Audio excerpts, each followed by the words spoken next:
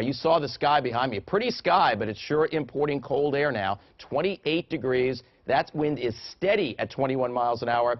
Gusts are higher. You know, when the cold air comes rushing in, usually the barometer rises, and that's what's happening. It's rising very rapidly. Cold, dry air is more dense than warm, moist air, and that's what's happening. So you see the temperatures quickly into the teens now, almost down into single digits around Burlington, Vermont. It is single digits in Saranac Lake, New York, as well as Greenville, Maine. And yep, that cold air is rushing in very quickly. So over the next couple of hours, we'll continue to drop at about 3 or 4 degrees per hour.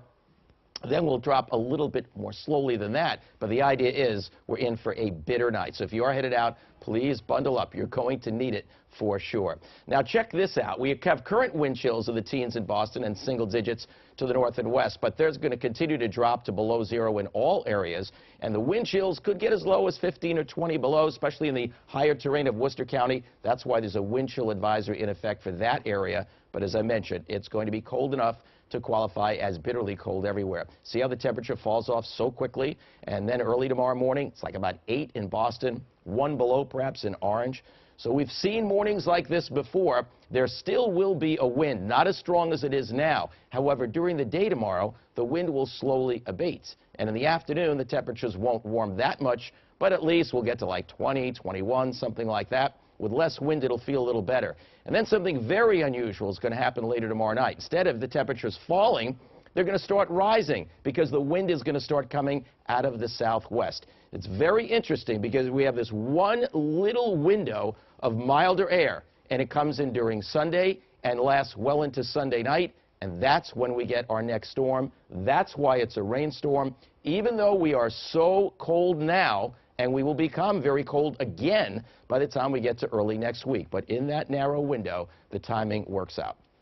Here's the way it looks on the weather map. High pressure moves off Saturday night and Sunday, allows a southerly flow of eventually more moist air. And then as this front approaches, an area of low pressure develops along it, and that sends a plume of moisture our way. There is the potential to get about an inch of rain out of this, so let's take a closer look here at how this could time out. It looks like rain could begin midday and during the afternoon with the heaviest well south and west of us. Then we, of course, get the Patriots game. This is only one computer model suggesting the heaviest rains might be a little bit to the west at the start of the game, but then probably move in during the game. And there could be some heavier rain, and then it might change to a little bit of snow before it ends on Monday morning. But for us, this is a rainstorm. Berkshire's mountains of Vermont, possibly New Hampshire, they have a chance at getting some snow out of this, but not here in our local area. So my best estimate for kickoff, weather would be 42 degrees, about a 10 to 20 mile per hour wind out of the south-southeast, and rain, with the heaviest probably to come